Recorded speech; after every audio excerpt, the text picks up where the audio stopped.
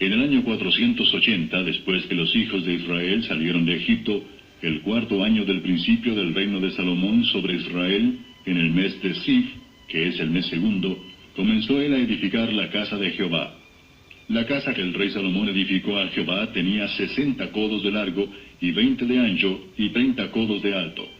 Y el pórtico delante del templo de la casa tenía 20 codos de largo a lo ancho de la casa, y el ancho delante de la casa era de 10 codos. E hizo a la casa ventanas anchas por dentro y estrechas por fuera.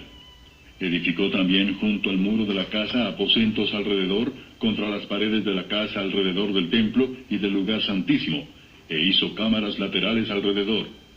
El aposento de abajo era de 5 codos de ancho, el de en medio de 6 codos de ancho, y el tercero de 7 codos de ancho.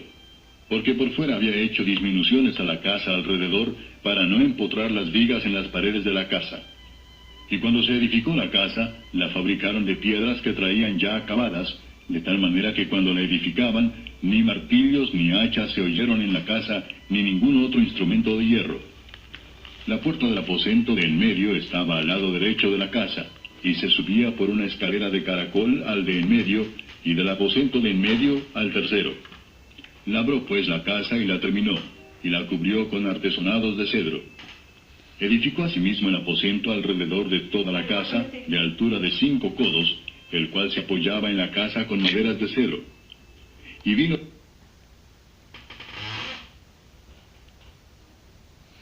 El templo fue llamado Casa de Jehová porque fue ordenado y construido por él e iba a ser empleado en su servicio. Esto le daba la belleza de la santidad, pues él era la casa de Jehová, la que supera toda otra belleza.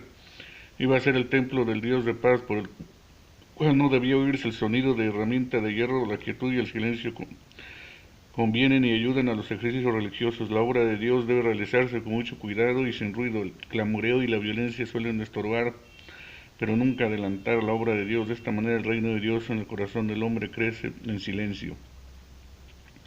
Nadie emplea en la obra de Dios sin que él tenga su ojo puesto sobre ellos, pero Dios da a conocer claramente a Salomón que toda la carga de la edificación del templo no lo excusaría de obedecer la ley de Dios, ni lo protegería de sus juicios en caso de desobediencia.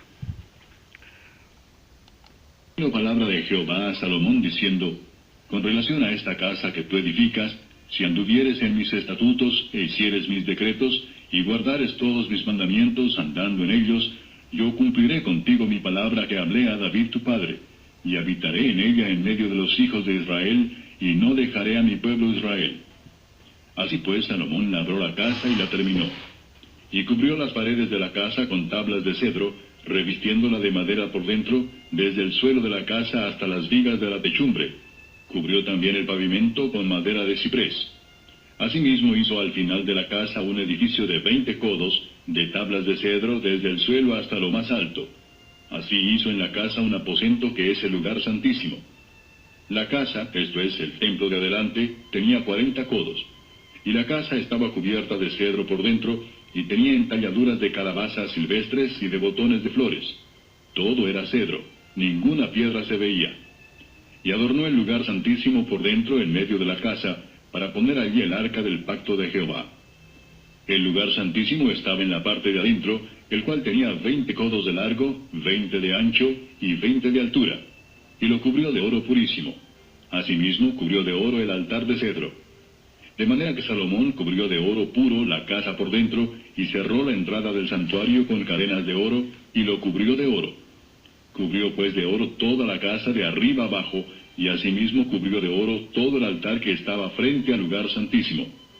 Hizo también en el lugar santísimo 2 querubines de madera de olivo, cada uno de 10 codos de altura. Un ala del querubín tenía 5 codos, y la otra ala del querubín otros 5 codos. Así que había 10 codos desde la punta de una ala hasta la punta de la otra. Asimismo el otro querubín tenía 10 codos, porque ambos querubines eran de un mismo tamaño y de una misma hechura. La altura del uno era de 10 codos, y asimismo la del otro. Puso estos querubines dentro de la casa en el lugar santísimo, los cuales extendían sus alas, de modo que el ala de uno tocaba una pared, y el ala del otro tocaba la otra pared, y las otras 2 alas se tocaban la una a la otra en medio de la casa. Y cubrió de oro los querubines. y esculpió todas las paredes de la casa alrededor de diversas figuras, de querubines, de palmeras y de botones de flores, por dentro y por fuera. Y cubrió de oro el piso de la casa, por dentro y por fuera. A la entrada del santuario hizo puertas de madera de olivo, y el umbral y los postes eran de 5 esquinas. Las 2 puertas eran de madera de olivo, y talló en ellas figuras de querubines, de palmeras y de botones de flores, y las cubrió de oro. Cubrió también de oro los querubines y las palmeras. Igualmente hizo a la puerta del templo postes cuadrados de madera de olivo. Pero las 2 puertas eran de madera de ciprés, y las 2 hojas de una puerta giraban, y las otras 2 hojas de la otra puerta también giraban. Y talló en ellas querubines y palmeras y botones de flores, y las cubrió de oro ajustado a las talladuras. Y edificó el atrio interior de 3 hileras de piedras labradas, y de 1 hilera de vigas de cedro. En el 4º año, en el mes de Sif, se echaron los cimientos de la casa de Jehová. Y en el 11º año, en el mes de Bul, que es el mes 8º, fue acabada la casa con todas sus dependencias y con todo lo necesario. La edificó, pues, en 7 años. Capítulo 7. Se lo que tipifica este templo. Cristo es el templo verdadero, en él habita toda la plenitud de la divinidad corporalmente, en él se reúne todo Israel espiritual de Dios. Por medio de él tenemos entrada a Dios con confianza. Todo creyente es un templo vivo en quien habita el Espíritu de Dios. 1 Corintios 3:16. Este templo vivo es edificado sobre el fundamento de Cristo y será perfeccionado a su debido tiempo.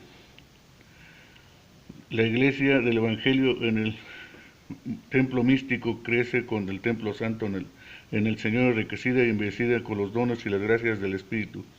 Este templo está firmemente edificado sobre la roca. El cielo es el templo eterno.